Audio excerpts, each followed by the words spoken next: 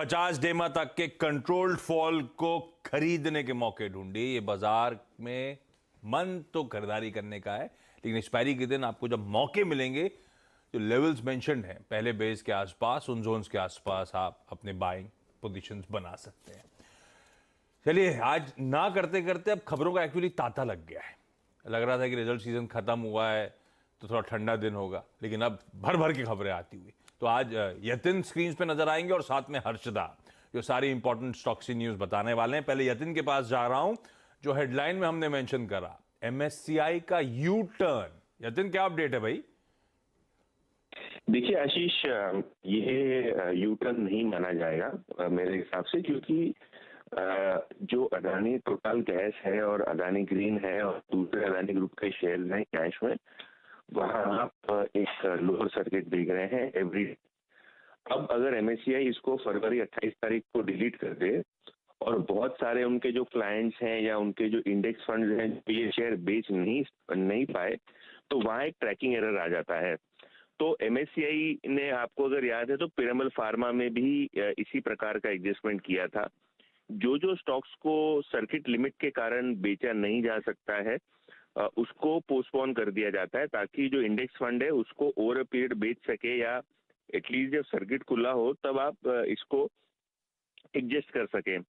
नहीं तो होगा क्या कि इंडेक्स में फॉर एग्जांपल 100 स्टॉक्स हैं और आपको एक बेचना है, एक खरीदना है, क्योंकि डिलीशन के सामने एक एडिशन होता है।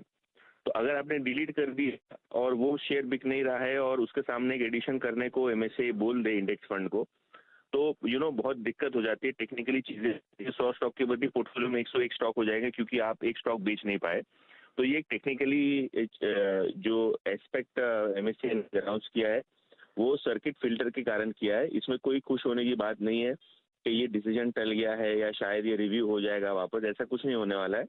जो मई का रिव्यू है, हिस्टोरिकली हमने ये देखा है कि जो स्टॉक्स सर्किट लिमिट के कारण इंडेक्स फंड बेच नहीं सकते हैं, तो ये एडजस्टमेंट एमएससीआई या इंडेक्स प्रोवाइडर को करना होता है। Point number 1। पॉइंट नंबर 2, जो एमएससीआई ने कहा है कि जो अदानी ग्रुप के स्टॉक्स हैं उसको जो फरवरी में रिव्यू किया था वो अब मई रिव्यू तक ले जाएंगे। तो जो प्राइस वॉलेटिलिटी हुई है, बहुत सारे इंडेक्स फंड्स का और क्लाइंट्स का ऑब्जेक्शन भी आया होगा कि आपने ये क्यों डिलीट किया या क्यों यहाँ फ्री फ्लोट फैक्टर बिना कोई तथ्य के, रिसर्च के अनाउंस किया गया।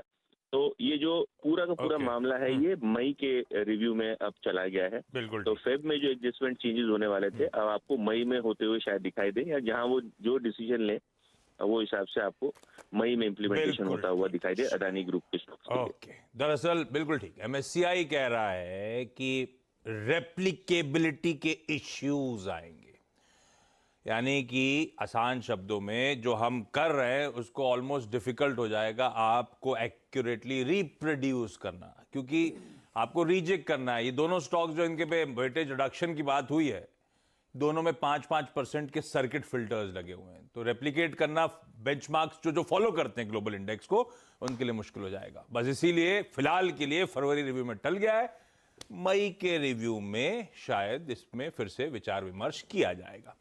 खैर, ये रेप्लिकेबिलिटी के इश्यूज और उसके चलते फिलहाल के लिए डिसीजन टलता हुआ।